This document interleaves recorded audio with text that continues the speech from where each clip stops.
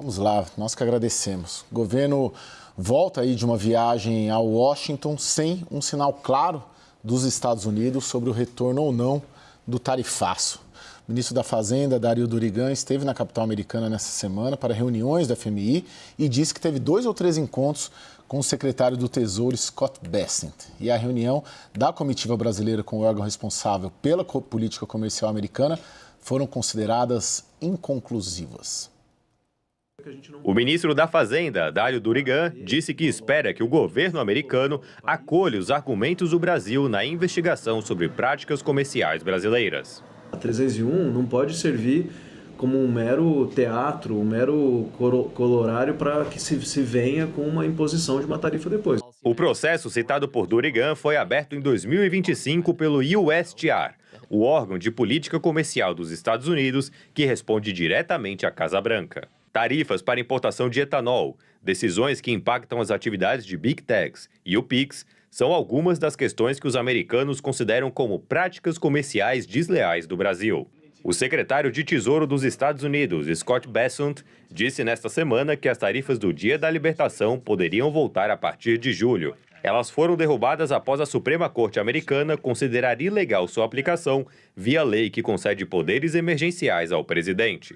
Agora, o governo Trump busca retomar as tarifas definitivamente a partir de investigações baseadas na seção 301 da Lei Comercial Americana. O processo do USTR contra o Brasil está na reta final. Uma comitiva brasileira de secretários do Itamaraty e do Ministério de Desenvolvimento, Indústria e Comércio esteve no USTR para reuniões nesta semana.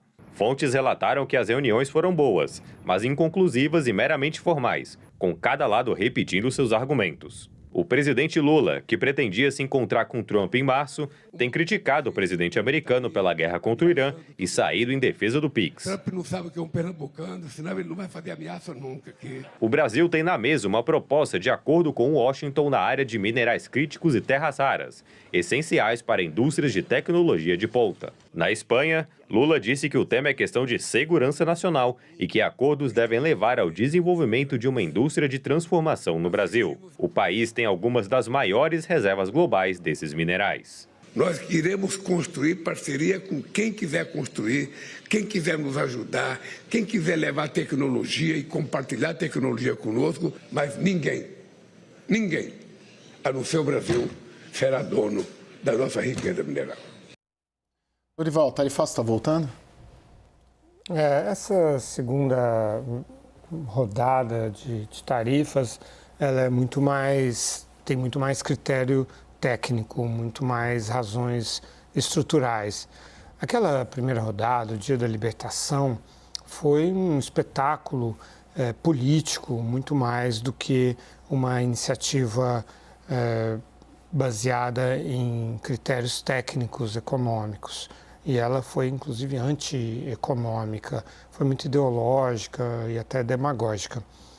Agora, o governo Trump, esses setores da área, os setores comerciais, né, do governo Trump, tiveram tempo de estudar as questões do ponto de vista econômico, do ponto de vista jurídico também, e trazer algo muito mais sólido, né? De fato, existem interesses americanos que são feridos por práticas comerciais brasileiras, até pela competitividade brasileira em alguns casos, em outros casos pelo protecionismo, mas de qualquer maneira o que vem agora é algo mais consistente, mais guiado pelos interesses econômicos americanos. A gente está preparado para isso, Thais?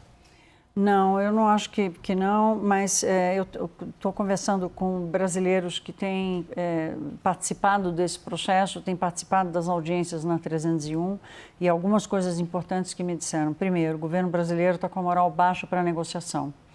Essa reunião de ontem foi uma reunião pro forma, esperada, que faz parte, né?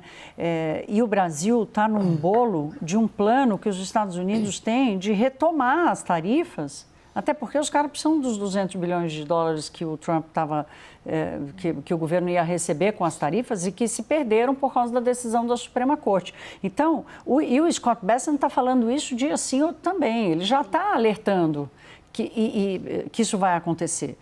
E essas investigações, através desse instrumento da 301, essas investigações são um instrumento para restabelecer isso. E, segundo me disse uma dessas pessoas que tem estado em Washington e participado das conversas, é que é também um instrumento para entender quem é que quer negociar para valer com os Estados Unidos. E vai negociar para valer com os Estados Unidos quem aparecer com algo concreto. No caso do brasileiro, tinha que aparecer com algo concreto, como terras raras, tinha que aparecer com algo concreto, com minerais críticos, e isso até agora não aconteceu.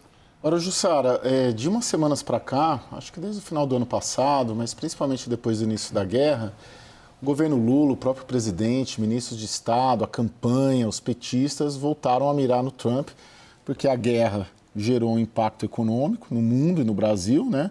Um repique para cima da inflação, dificultando ainda mais a chance de reeleição do Lula, que já está um pouco complicado aí, empatado com o Flávio Bolsonaro. Vai ser isso, né? Dá para a gente considerar que a relação com o Trump agora é quase que uma relação impactada pela campanha eleitoral e não pela relação Estado-Estado?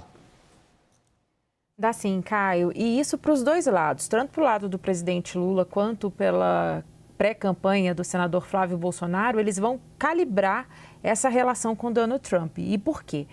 O presidente Lula, o melhor momento dele, quando ele cresce, nas pesquisas, aumenta a sua popularidade, justamente quando ele faz aquele enfrentamento mais duro com os Estados Unidos, com Donald Trump, diante das sanções aplicadas aqui. Inclusive a Lei Magnitsky contra o ministro Alexandre de Moraes. Depois foi aberto ali aquele diálogo, foi tirado a Magnitsky, mas veio a guerra. Os Estados Unidos deu uma distanciada, aquele encontro que deveria ocorrer na Casa Branca não saiu em março, porque a prioridade dos Estados Unidos e do Trump mudou para o Irã e agora não há nenhuma previsão.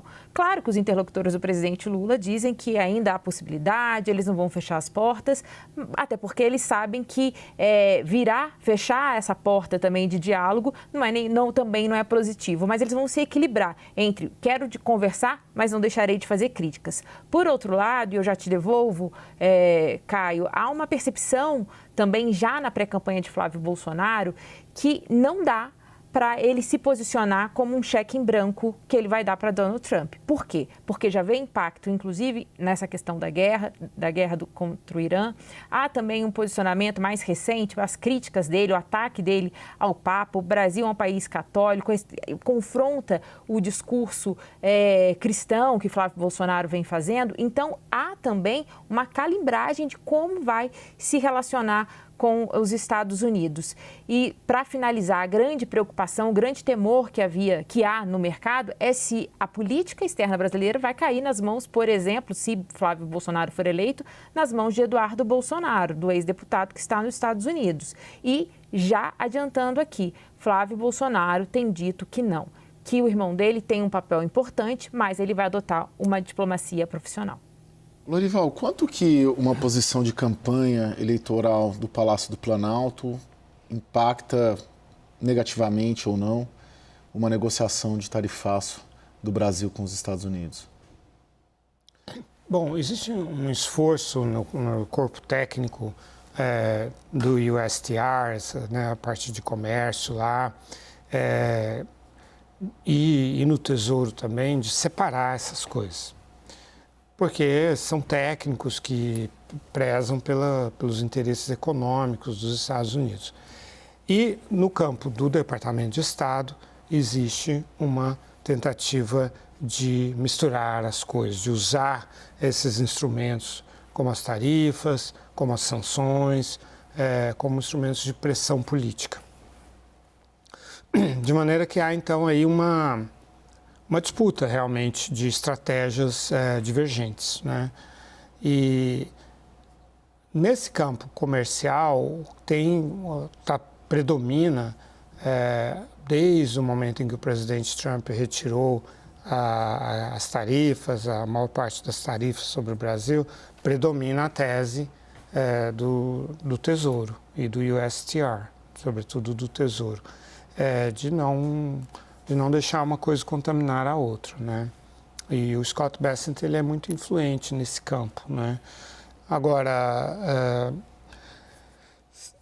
o que o governo brasileiro pode fazer né, é aquilo que fez, por exemplo, no dia 10 de abril, quando anunciou um programa de cooperação para as fronteiras e aduanas, né, que é um programa extremamente inteligente, não só do ponto de vista operacional para o controle de cargas ilegais, né, mas sobretudo desse ponto de vista político que você está abordando, né, porque é por aí que você conquista o presidente Trump, né, mostrando que quer uma cooperação no combate ao crime organizado, até porque essa é uma outra questão que vai ser muito séria este ano, né?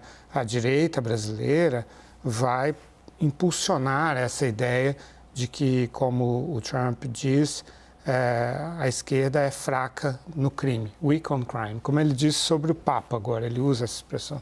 Biden was weak on crime, the Pope is weak on crime, é fraco no crime, é um slogan de campanha forte, lembrando que o Trump também está em campanha, né? Os republicanos, eles têm eleições na primeira terça-feira de novembro e estão numa posição de dificuldade. Então, esse tipo de slogan vai ressoar em Washington e aí o governo brasileiro teria esse instrumento de ir explorando essa ideia de cooperação no controle das questões também financeiras, né, de mostrar a capacidade dos Estados Unidos de controlar essa capilaridade do crime organizado como um contraponto a essa tese, por exemplo, de querer classificar os grupos do crime organizado como terroristas. Tem um ponto importante, interessante aqui do Lorival falando, porque ele está dizendo lá nos Estados Unidos eles estão tentando separar a política ideológica da técnica, né? O Scott Bessent tem, por exemplo, o desafio de não deixar voltarem aquelas tarifas que prejudicaram os americanos.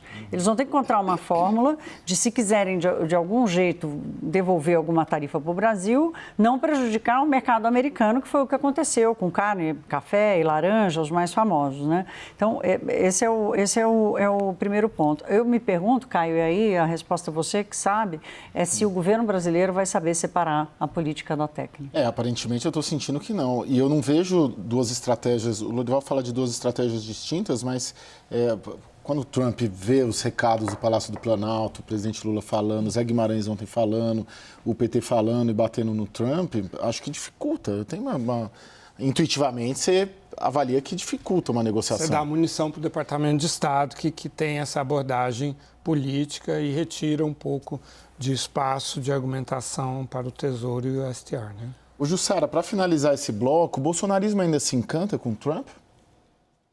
Depois de tudo, Caio, depois de retirada das sanções, depois do tarifaço, depois de saber que foi a operação do Eduardo que ajudou a dar fôlego para o Lula no ano passado, como que é essa relação hoje? Caio, eles têm tentado, pelo menos, setorizar a relação com o Trump. Claro que Paulo Figueiredo, Eduardo Bolsonaro tem essa relação mais intensa com o Departamento de Estado. Mas, de modo geral, o que eu percebo no entorno hoje de Flávio Bolsonaro, que de fato tem liderado a sua própria pré-campanha, junto com o Rogério Marinho, o senador, que é o coordenador dessa pré-campanha, é tentar ser mais pragmático e tomar algumas distâncias em relação a Donald Trump. Porque eles falam o seguinte: pode custar muito caro um alinhamento, demonstrar que é um alinhamento quase subserviente a Donald Trump, até porque aqueles bolsonaristas, mas que têm uma tendência mais ao pragmatismo, reconhece que não dá para ter nenhuma garantia a partir do que Trump vai fazer, pela maneira como o Trump age ali, de acordo com as suas venetas. Ele acorda de um jeito e dorme de outro. Então, isso causa uma insegurança e o quanto esse alinhamento vai custar para Flávio Bolsonaro e na sua intenção de se eleger presidente da República.